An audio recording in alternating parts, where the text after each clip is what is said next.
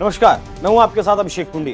राजस्थान में बीजेपी के लिए एक मुसीबत हो तो बताएं। इस बार लग रहा है कि राजस्थान बीजेपी भारी मुश्किल में है और राजस्थान बीजेपी के नेता एक समस्या ठीक करते हैं तो दूसरी समस्या दरवाजे पर मुंह बाए खड़ी हो जाती है। अब राजस्थान बीजेपी को नागौर लोकसभा में भारी मुश्किलों का सामना करना पड़ रहा है और कहा जा रहा है कि इस बार बीजेपी यहां से चुनाव हार सकती है। क्या है पूरा मामला, इस रिपोर्ट में देखिए।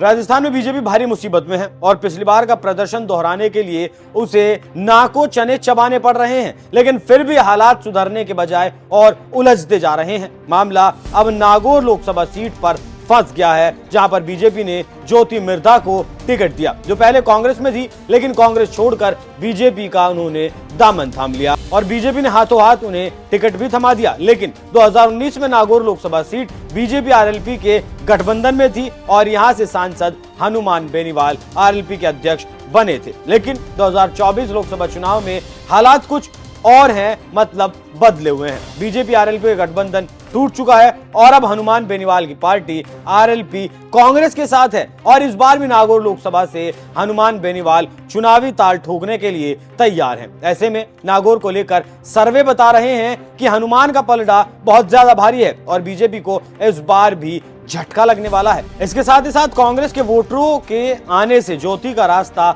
बंद हो गया है और जो लोग कहते हैं कि अब ज्योति को कोई हरा नहीं पाएगा, वो अंतिम सत्य नहीं है। 4 जून को पता चलेगा कि कौन नागौर की बाजी मार ले जाता है। लेकिन एक हवाओं का रुख और समीकरण देखकर लोग कहते हैं क्या होने वाला है और इसीलिए हम भी ये बात कर रहे हैं।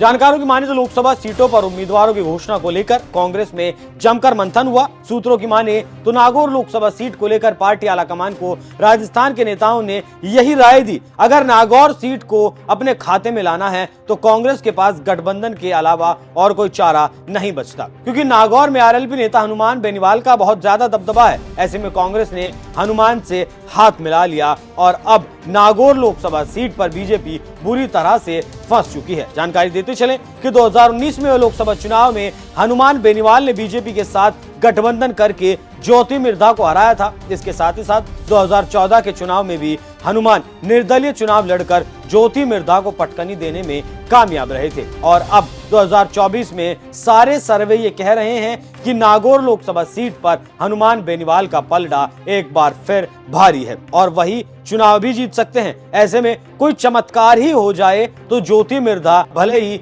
जीत हासिल कर सकती हैं, वरना हनुमान के हाथों तीसरी बार उनकी हार तय लग रही है। उसके ऊपर से कांग्रेस आरएलपी को समर्थन दे रही है। ऐसे में ज्योति मिर्धा की मुश्किलें बढ़ने वाली हैं। अब देखना होगा कि आगे होता क्या है और 4 जून को क्या रिजल्ट निकलकर सामने आता है, ये देखना दिलचस्प रहेगा। लेकिन हवाएं और राजनीतिक विश्लेषकों और जनता का मूड तो यही बता रहा है कि नागौर में बीजेपी की राहें मुश्किल हैं और एक बार फिर से नागौर की जनता हनुमान बेनीवाल पर भरोसा करने वाली है। अब देखना होगा 4 जून को क्या नतीजे निकलकर सामने आते हैं। वैसे आपको क्या लगता है, क्या इस बार नागौर की सीट से ज्योति मिर्धा चुनाव जीत पाएंगी? अपनी राय हमें कमेंट कर जरूर बताएं। नमस्कार।